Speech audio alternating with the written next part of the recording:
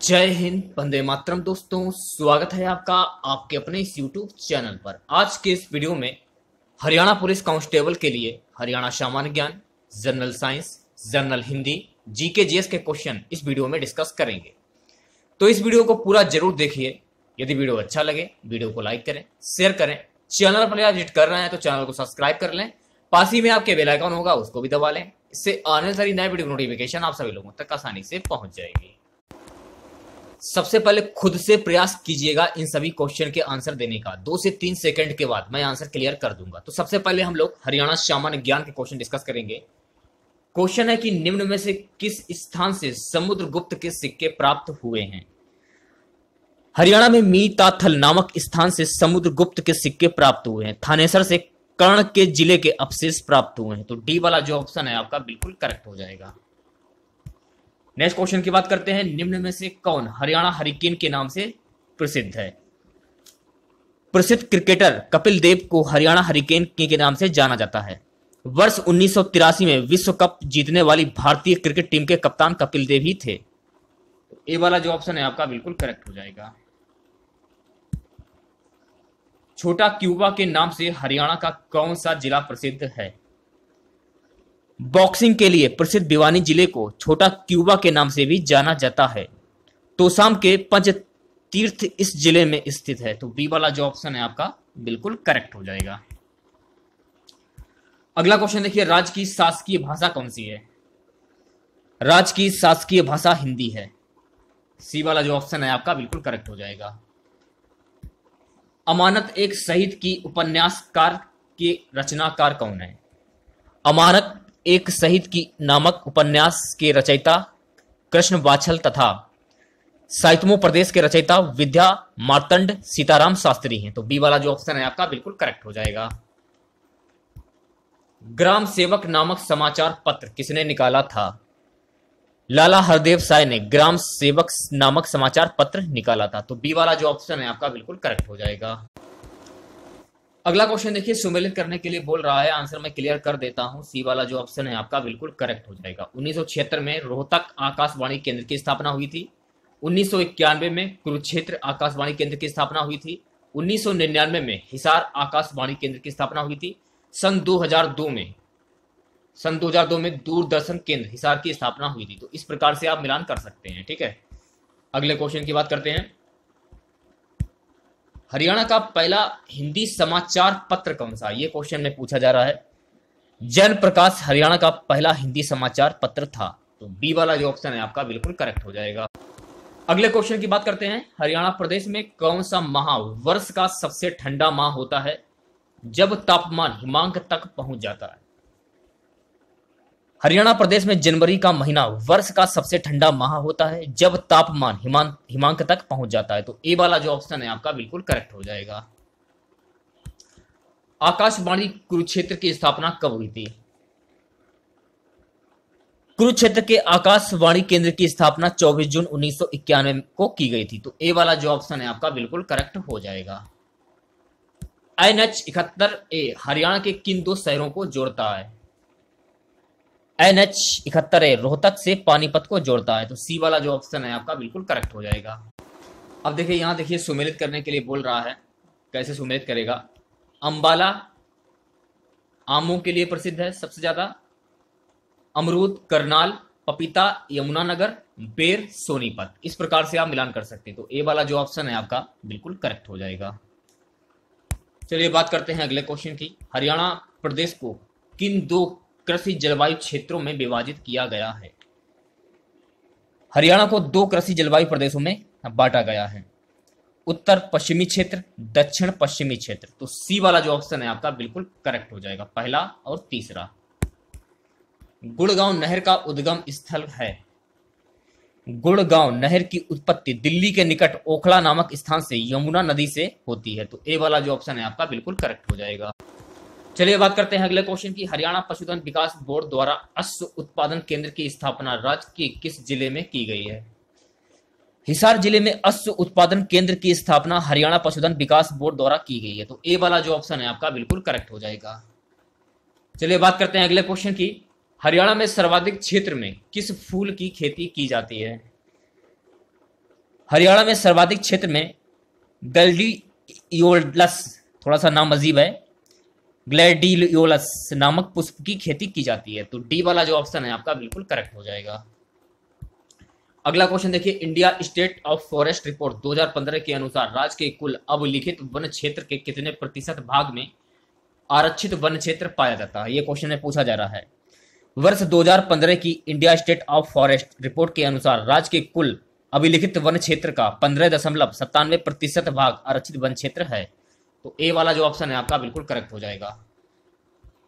देखिए, इस क्वेश्चन का आंसर आपको कमेंट बॉक्स में बताना है, थोड़ा सा कंफ्यूजन है इस क्वेश्चन में।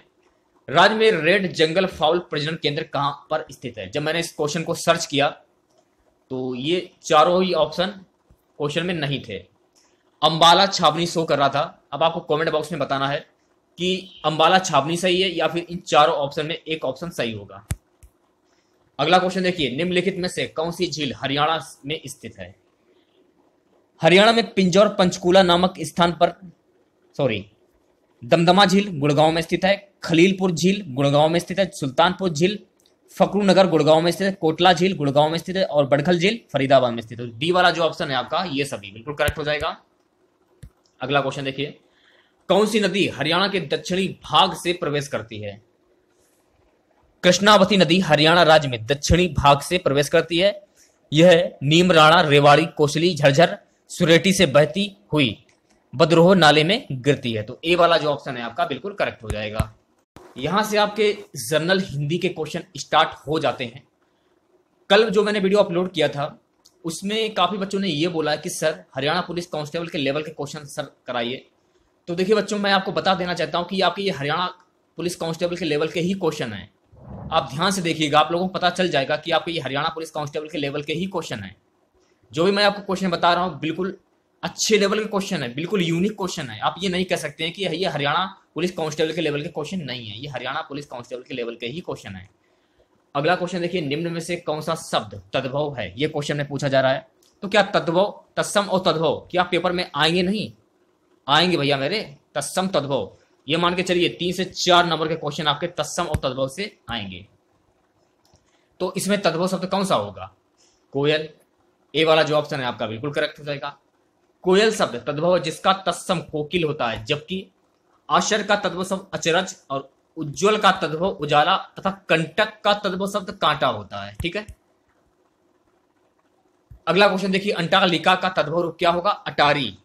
अंटालिका का तद्भव रूप अटारी होता है, से सभी असंगत हैं। निम्न में से कौन सा शब्द तद्भव है?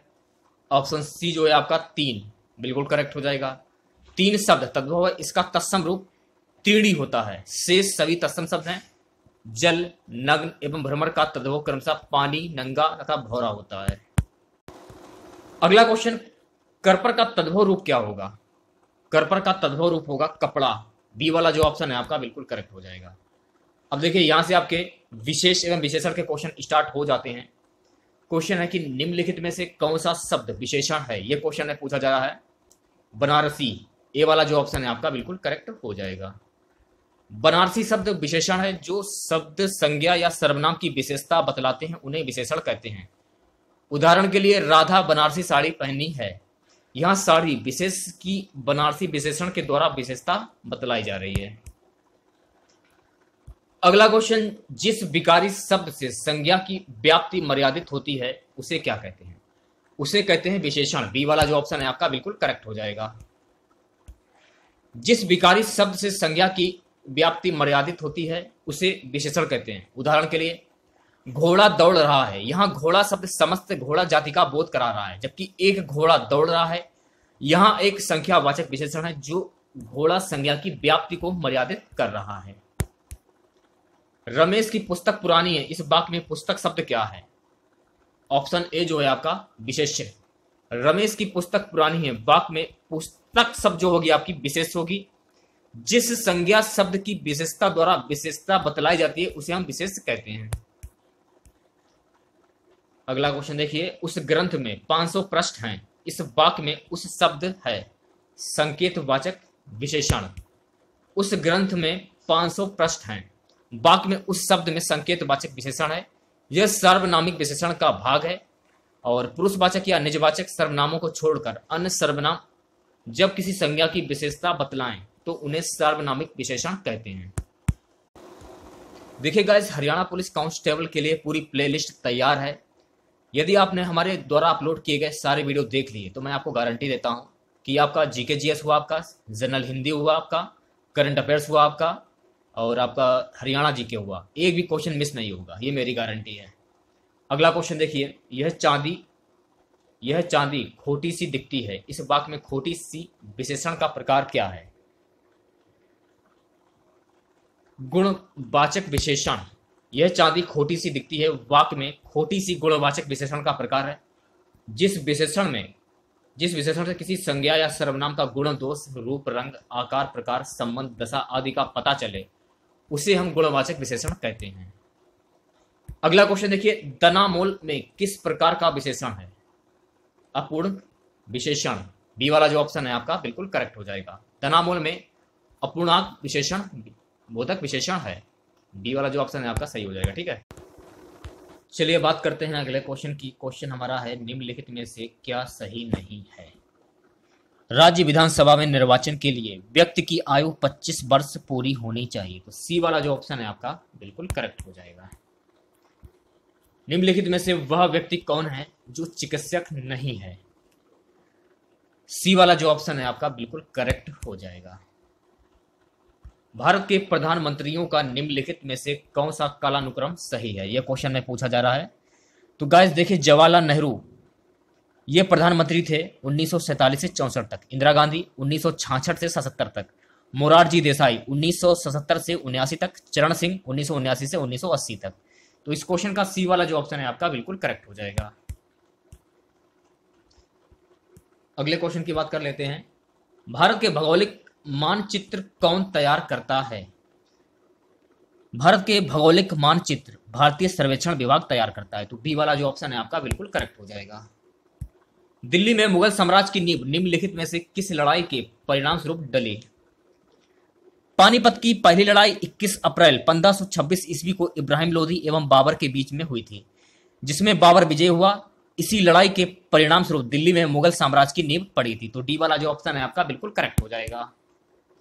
लाहौर षड्यंत्र मामला किसके विरुद्ध रजिस्टर किया गया? लाहौर षड्यंत्र मामला सरदार भगत सिंह के विरुद्ध रजिस्टर किया गया था। तो बी वाला जो ऑप्शन है आपका बिल्कुल करेक्ट हो जाएगा। चलिए बात करते हैं अगले क्वेश्चन की, आकस्मिक बाढ़ का संबंध किससे है? आकस्मिक बाढ़ का संबंध किससे है? यह क्वेश्चन में पूछा जा रहा है। विश्व में सर्वाधिक आकस्मिक बाढ़ चक्रवाती तूफान के कारण होता है। तो बी वाला जो ऑप्शन है आपका बिल्कुल करेक्ट हो जाएगा। भारत का सबसे बड़ा संघ राज्य क्षेत्र कौन सा है? क्षेत्रफल की दृष्टि से भारत का सबसे बड़ा संघ राज्य क्षेत्र अंडमान और निकोबार द्वीप समूह है, जबकि जनसंख्या की दृष्टि से सबसे बड़ा संघ राज्य क्षेत्र दिल्ली है। तो सी वाला जो ऑप्शन है आपका बिल्कुल करेक्ट हो जाएगा। अगला क्वेश्चन, काले वस्त्रों के मुकाबले श्वेत वस्त्र शीतल क्यों होते हैं? यह क्वेश्चन में पूछा जा रहा है। काले वस्त्रों के मुकाबले श्वेत वस्त्रों की ऊष्मा को परावर्तित करने की क्षमता अधिक होती है, इसलिए गर्मियों में श्वेत वस्त्र पहनने की सलाह दी जाती है। बी वाला जो ऑप्शन है आपका बिल्कुल करेक्ट हो जाएगा। अगले क्वेश्चन की बात करते हैं। भारत में पहला परमाणु युक्त विस्फोट किस राज्य में किया गया था? भारत में पहला परमाणु युक्त विस्फोट पोखरण राजस्थान में किया गया था। डी वाला जो ऑप्शन है आपका बिल्कुल करेक्ट हो जाएगा। नासा के किससे संबंधित मिशन का नाम जूनो है? नासा के बृहस्पति ग्रह से संबंधित मिशन का नाम जूनो है। तो सी वाला जो ऑप्शन है आपका बिल्कुल करेक्ट हो जाएगा। चलिए बात करते हैं अगले क्वेश्चन की। भारत के किस नगर को भारत की सिलिकॉन वैली कहा जाता है? भारत के बेंगलुरु नगर को भारत की सिलिकॉन वैली कहा जाता है। ए वाला जो ऑप्शन है आपका बिल्कुल करेक्ट हो जाएगा। मदर इंडिया पुस्तक लिखी गई है किसके द्वारा? मदर इंडिया पुस्तक कैथरीन मेयो ने लिखी है। लाला लाजपत राय ने अनहैप्पी इंडिया, स्वतंत्रता के लिए भारत की इच्छा तथा युवा भारत का आहन नामक कृतियां लिखी हैं। मेरे जीवन और समय की यादें 2 खंडों में बिपिन चंद्र पाल की प्रसिद्ध कृति है। तो ए वाला जो ऑप्शन है आपका बिल्कुल करेक्ट हो जाएगा। चलिए बढ़ते हैं नेक्स्ट क्वेश्चन की ओर। क्वेश्चन है कि निम्नलिखित में से कौन महात्मा गांधी के चंपारण सत्याग्रह से संबंधित है? जनवरी 1915 में महात्मा गांधी दक्षिण अफ्रीका से भारत आए। मई 1915 ईस्वी में उन्होंने अपने रचनात्मक कार्यों के लिए अहमदाबाद में साबरमती आश्रम की स्थापना की।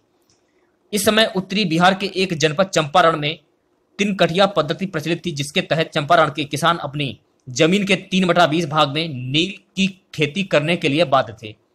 यह नील उन्हें नीलहे गोरों की नील की कोठियों के लिए देना पड़ता था। गांधी जी को अंग्रेजों के इस अत्याचार की जानकारी चंपारण के ही एक किसान राजकुमार शुक्ल से हुई। चंपारण से ही गांधी जी ने सत्याग्रह आंदोलन प्रारंभ किया। तो डी वाला जो ऑप्शन है आपका बिल्कुल करेक्ट हो जाएगा। अगला क्वेश्चन, भारतीयों द्वारा अंग्रेजी भाषा में प्रकाशित प्रथम समाचार पत्र कौन सा था?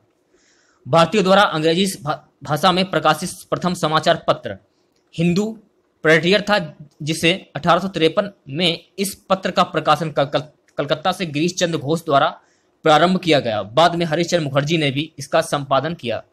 यंग इंडिया का संपादन महात्मा गांधी व इंदुलाल याग्निक ने किया था। नेटिव ओपिनियन का संपादक वीएन मांडलिक ने किया था। तो ए वाला जो ऑप्शन है आपका बिल्कुल करेक्ट हो जाएगा। अगला क्वेश्चन देखिए, नर्मदा प्रवाहित होती है। नर्मदा नदी सतपुड़ा श्रेणी बिंद श्रेणी के मध्य से प्रभावित होती है। नर्मदा विंध्याचल पर्वत श्रेणी के अमरकंटक नामक स्थान से निकलती है। यह अमरकंटक पठार 1057 मीटर को पश्चिम भाग से निकलकर उत्तर से विंध्य श्रेणी एवं दक्षिण से स्थित सतपुड़ा श्रेणी के मध्य स्थित एक भरस घाटी से होकर बहती है। यह एक ज्वालामुख द्वार अरब सागर में गिरती है। इसकी लंबाई 1312 किलोमीटर है तथा अपवाद क्षेत्र 98.795 वर्ग किलोमीटर, जिसका 87% मध्य प्रदेश में, 11.5% गुजरात में तथा 1.5% महाराष्ट्र में पड़ता है। तो ए वाला जो ऑप्शन है आपका बिल्कुल करेक्ट हो जाएगा। अगला क्वेश्चन देखिए, पुनर्भरण योग्य भौम जल संसाधन में सबसे संपन्न राज्य कौन सा है? पश्चिमी बंगाल। डी वाला जो ऑप्शन है आपका बिल्कुल करेक्ट हो जाएगा। आयात और निर्यात पर लगाए जाने वाले कर को जाना जाता है। आयात और निर्यात पर लगाए जाने वाले कर को सीमा शुल्क के नाम से जाना जाता है। यह अप्रत्यक्ष व परोक्ष कर के अंतर्गत आता है। तो सी वाला जो ऑप्शन है आपका बिल्कुल करेक्ट हो जाएगा। राजीव गांधी पर्यावरण पुरस्कार दिया जाता है श्रेष्ठतम योगदान के लिए। राजीव गांधी पर्यावरण पुरस्कार स्वच्छ प्रौद्योगिकी एवं विकास में योगदान के लिए दिया जाता है। तो बी वाला जो ऑप्शन है आपका बिल्कुल करेक्ट हो जाएगा। नेक्स्ट क्वेश्चन की बात करते हैं। भिलाई स्टील प्लांट भारत सरकार तथा निम्नलिखित में से किस एक का संयुक्त उपक्रम है? ए वाला जो ऑप्शन है आपका रूस, बिल्कुल करेक्ट हो जाएगा।